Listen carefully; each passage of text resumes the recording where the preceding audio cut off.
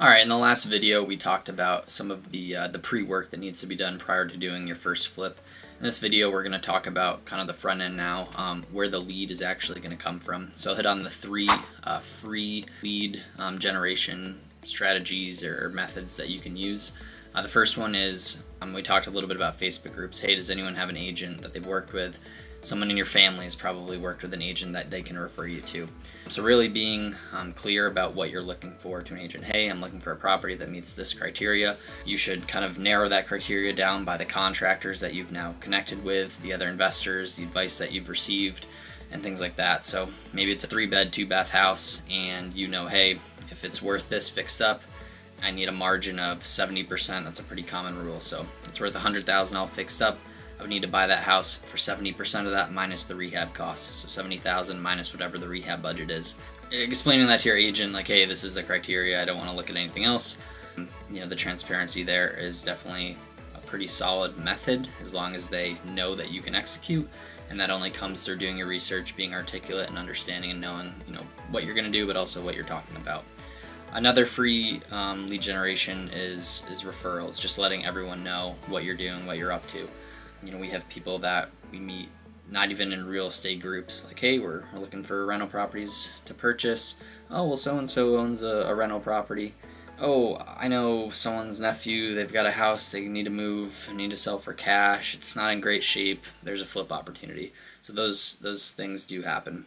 The third one, and probably the best one that we utilize the most for as far as free goes, is, again, through local Facebook groups for the areas that you want to be flipping in.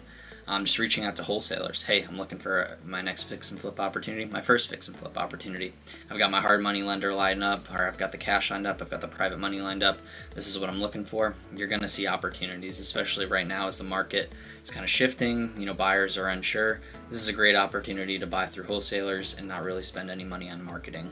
As far as paid sources for, you know, getting leads, I'm just going to talk on the ones that we've done and a couple others that we either plan to implement or kind of already have in the works. So things that we really like right now: mail. It's just easy. We get calls when people are ready. We're not constantly on the phones texting and calling, which are another 2 strategies that we previously have done.